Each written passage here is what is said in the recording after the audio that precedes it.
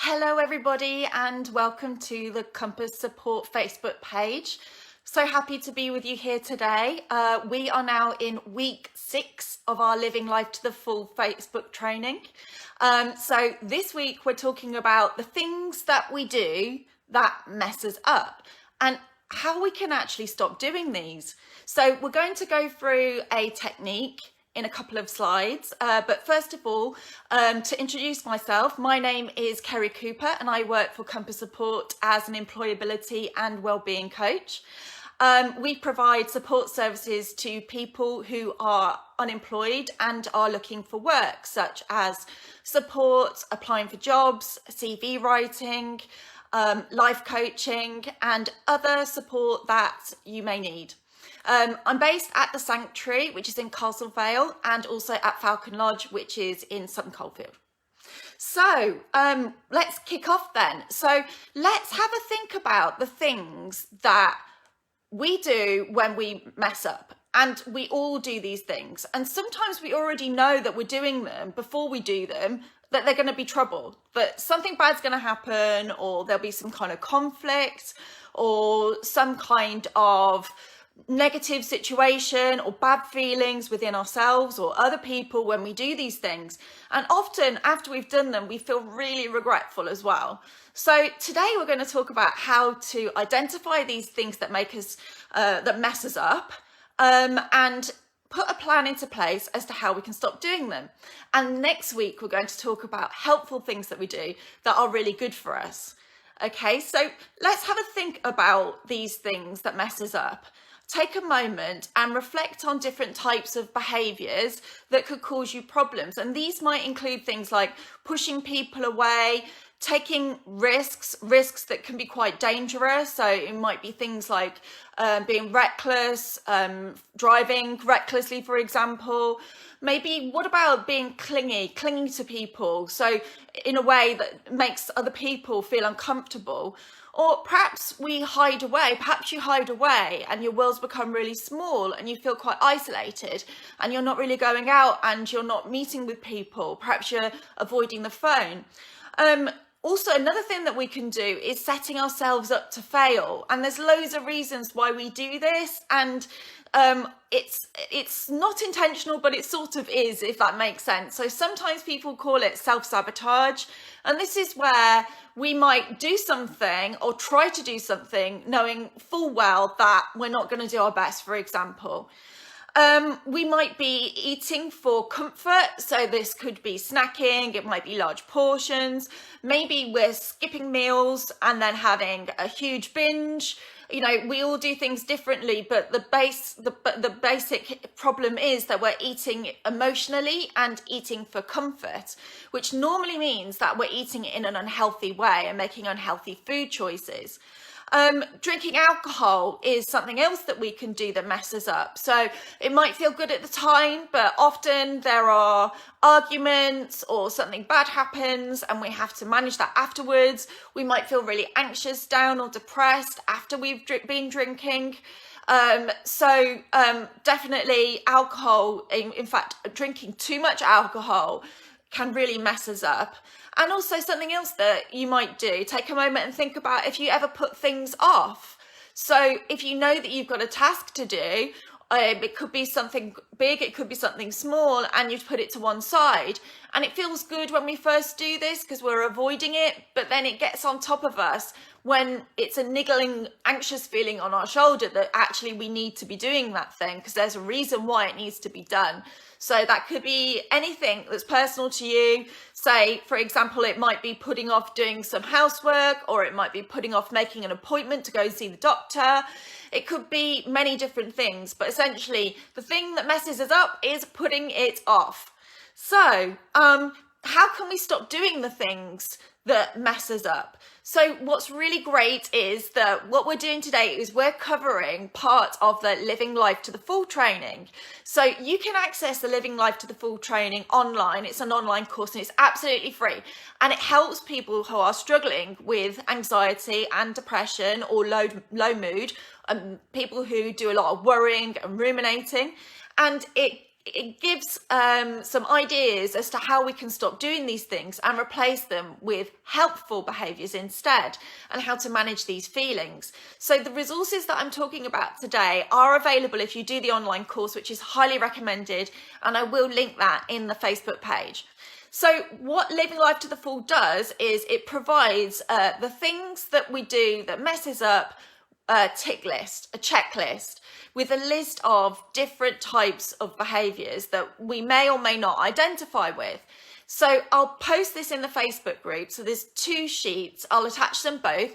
And what you can do is you can save them as photographs on your phone, or you might want to write them out and complete it that way. But what you would do is, against each of the different behaviours, you would tick to say whether or not you identify with them. So like, I'll take you through the list on the checklist. So are you eating too many sweet things? Well, reason that we normally go for sweet things is because we want an energy boost. We want to feel good. Sugar makes us feel good at the time and it gives us a buzz, but then it doesn't feel so good after. Some people talk about having a sugar rush and then feeling really sluggish afterwards. And also, sugar, it is energy. And if we're not using that energy, then it's storing itself as fat, which is causing us other health problems. Also, sugar can make us feel a little wired. It can also interfere with our sleep patterns if we're eating a lot of sugar or drinking a lot of sugar before bedtime. So something else to think about. The next thing that we do that messes up might be sitting about all day. So sitting down, not moving around. And I appreciate, we all know how difficult it is where we are doing, where we're self-isolating and we're restricting our movement. But what we can do within the home is make sure that we're actually moving around, going outside for walks, we're able to do that. So sitting about all day, it can mess us up. And the reason that it can mess us up is because it makes us feel like we don't want to stand up. And then that brings us into a vicious cycle. So in a previous training, we talked about how the less we do, the less we want to do. And sitting around all day is a perfect example, because normally when we're sitting down, we're not really doing much. And that means that our motivation levels get affected and we can actually start doing less and less and actually stop doing things in our routine that really help us. The next thing that you might be doing that mess you up is spending too much. So spending money on things that you don't need. So you might identify with this. So you might be doing the supermarket shop, for example, and pick up extra things that perhaps you don't need. Perhaps you're buying things that you can't afford. Well, then this causes problems ahead, because evidently we need to borrow the money to pay it back or save to pay it back. And that's not something that we can always do. And being in debt brings a lot of stress and worry. So definitely spending too much or spending on things that we don't need is something that we do that can mess us up. The next thing is, are you taking, if you are taking prescribed medication, are you taking it properly? So this is really important so that it works. There's a reason why we're prescribed medication, and we absolutely need to take it as directed by the doctor and the pharmacist to make sure that it's doing its job. If we don't take it, then that causes problems and it can mess us up in so many ways and can give us really poor health. Are you also perhaps keeping worries to yourself? So the problem that this causes, the way it messes you up, is that it can actually start to trigger worry and anxious thoughts and being stuck in a vicious cycle where we're having anxious thoughts and then these are becoming anxious feelings, and then we're actually changing our behavior in order to stop these feelings from happening, and then that causes more anxious thoughts. So when you're actually able to manage those thoughts by either acknowledging them and letting them go, doing some mindfulness, or talking to somebody about it, or talking to a professional like a GP, that is really going to help you. But if you're not doing that, then what will happen is you will end up feeling worse and worse. So that's how not talking about your worries can, keeping worries to yourself can mess you up. Are you looking to others to help you all the time? And what I mean by this is, are you actually depending on somebody perhaps too much? Perhaps you're overly reliant on somebody. And sometimes we push ourselves on others so that they can take care of us. but because it makes us feel good. But the reason it messes us up is that perhaps we don't deal with our own problems, and it's very, it can be a burden on the other person as well. So it's really important to have that, strike that balance. Next thing is lashing out at people. That messes us up. And the reason it messes us up is that it creates bad relationships and it upset. And it's something that's really unpleasant for people, not only those people who are involved, but the people who are indirectly involved as well. So it could be a wider group of friends or a wider family. And, you know, it's really not nice to be on the receiving end of somebody who's lashing out. So there are other things that can be done instead of that in order to release the feelings that that person's feeling, which can be done way more amicably. Another thing that we do to mess us up are you overdoing spending a lot of time on your phone? So either on phone calls or on your phone, you might have a smartphone. So this way this messes us up is it means that we're not really focusing on the here and now. Instead, we're spending a lot of time talking or on our mobile where perhaps we're distracted from what's going on around us. Something else that we do that can mess us up is hiding away. So hiding away means that we've made our world small, and it means that we're not doing the things that we enjoy anymore, and perhaps we feel like we're less able to do the things that we enjoy doing, and that's how it messes us up. Something else that can mess us up is being impulsive about important things. Now, when something's important, that's for a reason, and therefore it may mean that to make a decision on an important thing or to do an important thing, you need to take some time to think about it, to consider all angles and all possibilities. Or it might be that you need to perhaps prepare for making that decision by speaking to other people. So you might need to spend some time reflecting before you actually make that decision, because it is important. And when we're impulsive, it means that we just got to blurt it out, or we've got to do something quickly, perhaps not as what we're talking about is having more haste, less speed when it comes to important things. And if we don't get important things right, or if we rush them and they don't go as we want to, then that can really mess us up. Setting yourself up to fail and be rejected is something else that we do to mess ourselves up. Now, we talked just a few moments ago about self-sabotage, but sometimes in relationships, it can happen that we are, how can I explain this? So that we are behaving in relationships the way where perhaps we might be antagonizing people, perhaps we might be in the middle of a lot of drama in our relationships, and this in fact is actually going to be, it might feel good at the time being in this drama, might feel like you're able to move forward from the drama at the time, but actually it results in you being rejected. We talked about being on our phones a lot. Are you also perhaps doing something that messes us up in terms of watching too much TV? So we all most of us enjoy watching TV, and you might you might be watching box sets, for example. And, you know, that's fine. But when we find ourselves spending too much time watching TV, then we're neglecting other parts of our lives and people who are important to us, giving them time, nurturing others, spending time with people that we care about, spending time on our own personal growth, learning, for example, instead of watching TV too much. So that's how watching too much TV could mess us up. What about if wanting others to sort out our problems? So we talked about relying on others too much a bit earlier, but something else that we can do is when we feel like we're struggling, that we just deflect the problem onto somebody else and ask them to solve it for us, which might not be the way that eventually you want it to be solved, when it's you who has to deal with the problem, the outcome of the problem. So when you're actually dealing with a problem, rather than automatically putting it somebody else's way, have a think about how you could actually resolve that yourself. Are you somebody who is always doing? So doing, as in you're really busy all of the time and you're not taking a breath for yourself. This is exhausting and that's how it messes you up. Could you also be drinking too much energy drinks or caffeine? Again, similar to eating or drinking too much sugar.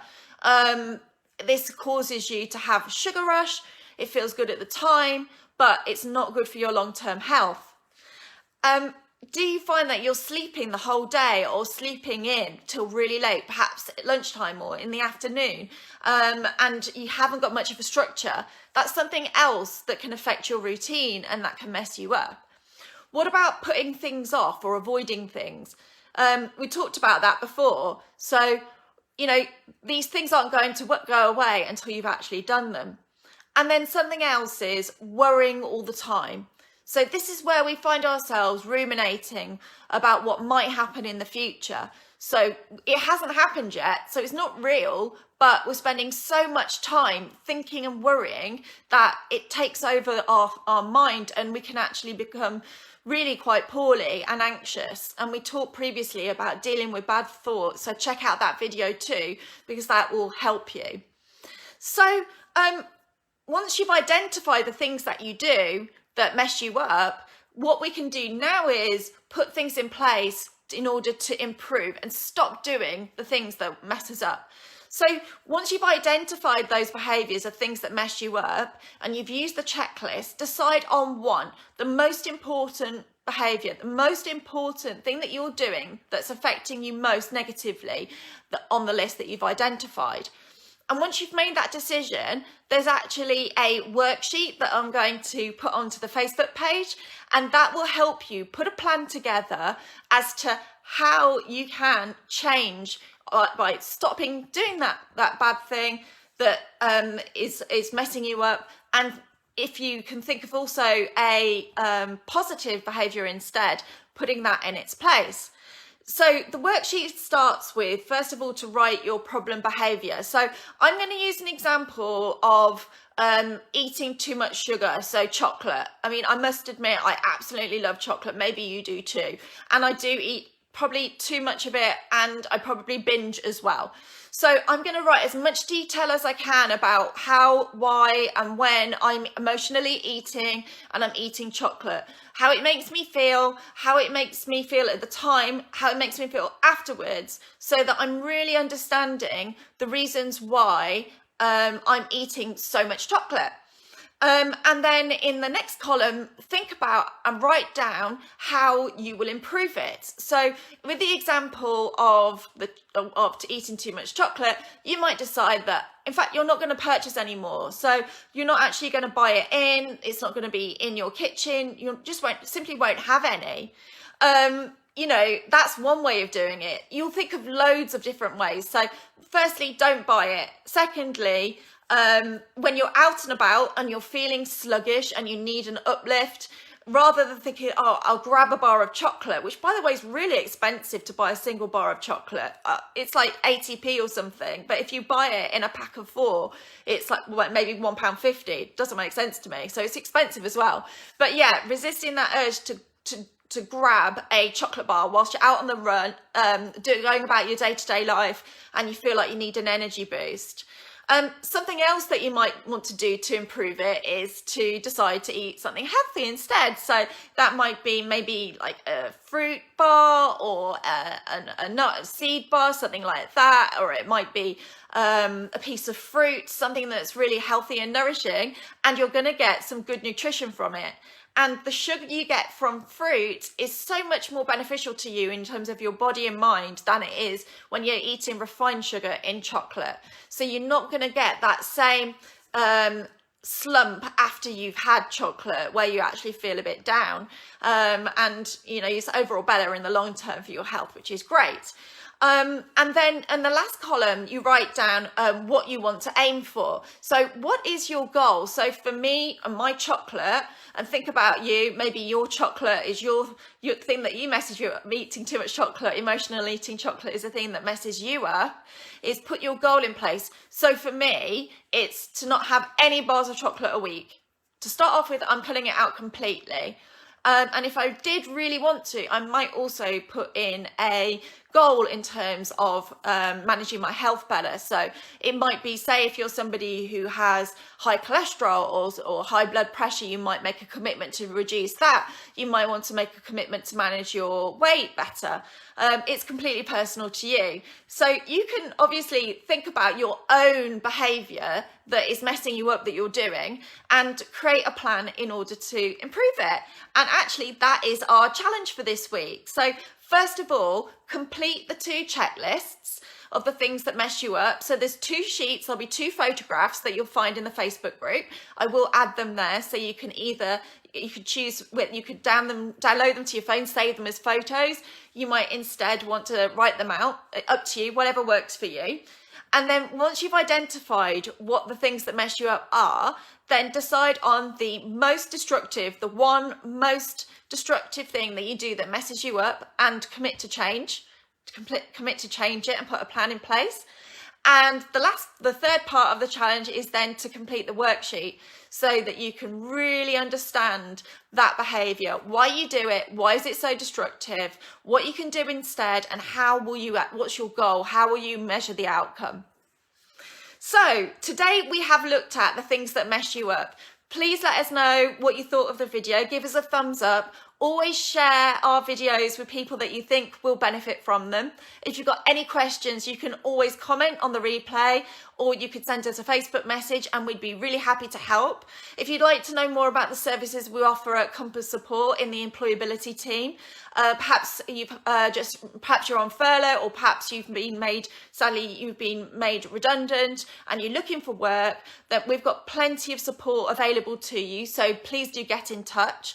Next week, we are looking at the things that help us, so the positive behaviours. So this is going to give you loads of tips about things that are going to help you. So basically the opposite today, the opposite of the things that mess you up. So you can see what you're already doing that is really great, and decide on the different lifestyle changes that you want to, that are helpful, that you would like to bring into your world and your well-being.